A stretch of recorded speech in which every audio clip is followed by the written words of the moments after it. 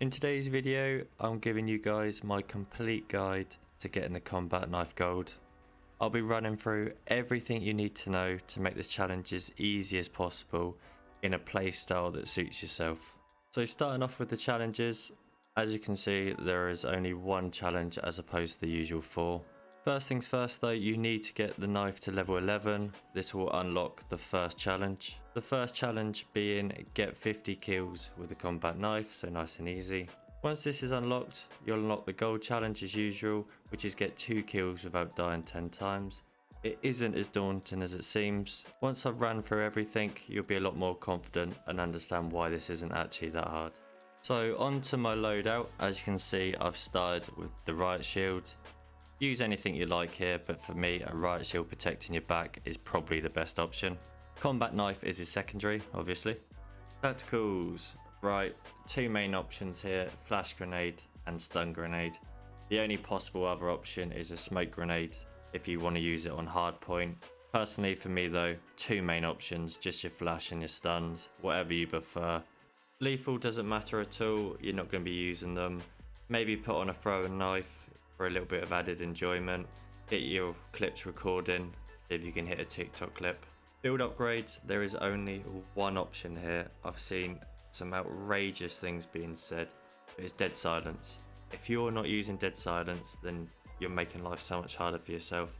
This game is so loud footstep wise and so slow playing. The moment they can hear you, they're going to turn around. Even if they're camping windows, they're turning around.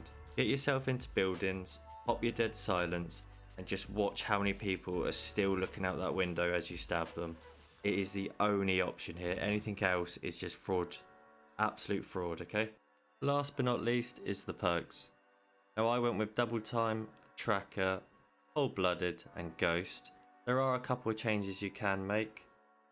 For the first 2, for me tracker and dead silence work perfectly for running into buildings, tracking people down. It just goes hand in hand.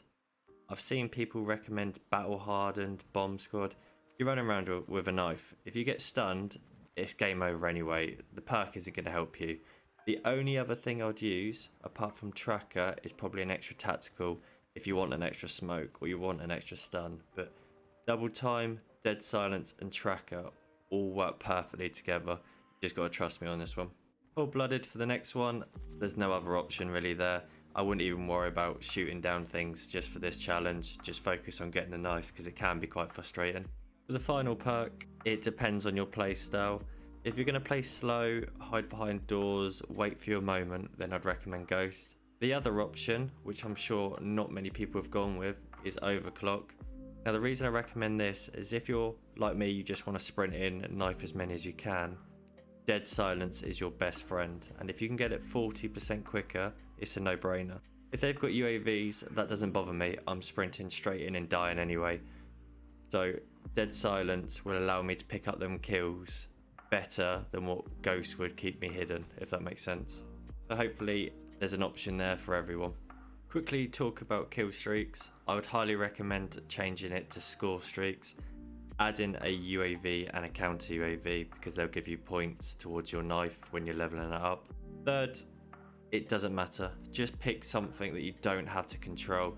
I went with a sentry gun just to be annoying. A VTOL if you can make it that far.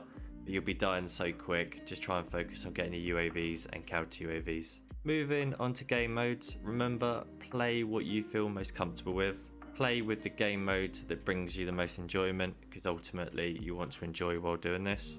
But if you're unsure what to play, I'd recommend one of the 3 that are ticked here: Domination, Headquarters or Hardpoint. Now my favourite game mode and the one that I got by far the most success with was Hardpoint.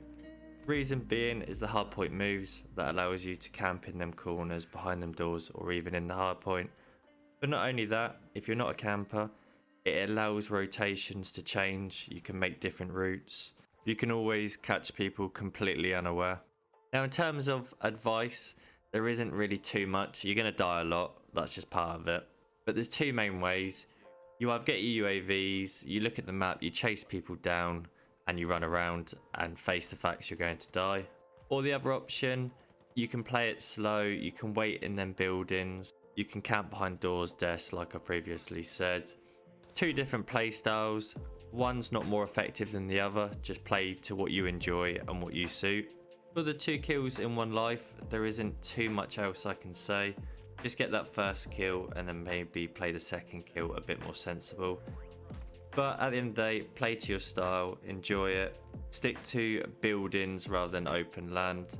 And then finally, I'm going to talk about the best maps that I had success with. So I'm quickly just going to go over the 3 maps that gave me the most success. This being the first one, 2 main buildings, pop that dead silence and just run around stabbing. You can also wait behind the corners, nice and easy. This one here, also dead silence, running around the bottom, up the stairs, jumping over the top, behind people. It's just nice and easy, loads of different avenues to run. Always close combat, you've got a chance. The last one is farm.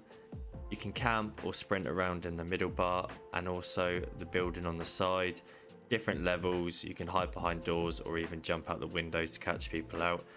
On them 3 maps, there's just so many ways to catch people out. The rest of them, you can kind of predict where people are going to be, but these 3 will give you the best chance of doing this nice and easy. That concludes the video, guys. Hopefully I've helped you out. If I have, don't forget to hit a like. Leave any comments below if there's anything else you want to know or you've got any questions. Also smash that sub button if you want to see future videos like this, and I'll see you in the next one.